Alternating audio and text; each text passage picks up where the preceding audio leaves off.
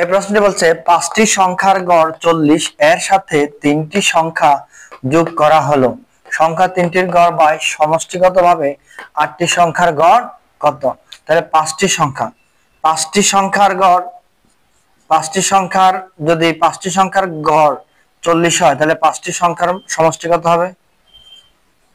সমষ্টি কত হবে?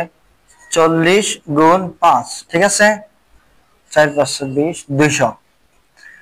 এরপর বলছে যে এর সাথে 3টি সংখ্যা যোগ করা হলো, সংখ্যা 3টির গড় 22, তাহলে 5 এর সাথে আরো 3টি সংখ্যা যোগ করছে, এই 3টি সংখ্যার গড় দিছে 22, তাহলে এই 3টি সংখ্যার সমষ্টি কত?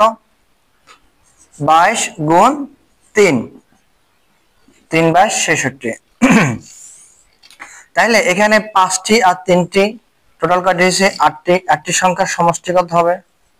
8টি সংখ্যার সমষ্টি কত হবে? 6 6 266, ঠিক আছে। তাহলে বলছে যে 8টি সংখ্যার গড় জানতে চাইছে, গড়, তাহলে 266 কে 8 দিয়ে ভাগ দিয়ে দেন। 266 কে 8 দিয়ে ভাগ দিলে কত হয়? 33.25, 33.25, এই যে 33.25 আমি 8 দিয়ে ভাগ দিয়ে দেখাচ্ছি 266, ঠিক আছে। তাহলে 3 8 24 থাকে 2 আর না হইলাম 6, আবার 3 8 24 থাকে কত? 2।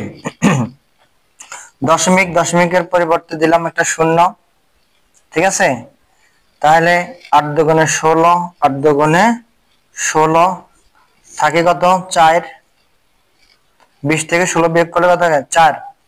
তাহলে দশমিকের পরিবর্তে দশমিক যেহেতু আছে তাহলে আরেকটা শূন্য দিয়ে আলে, তাহলে 40 5 8 40। তাহলে আমার একটু বাঁকা হয়েছে, নিচে নেমে গেছে তো, তাহলে 33.25, এই 33.25, ওকে।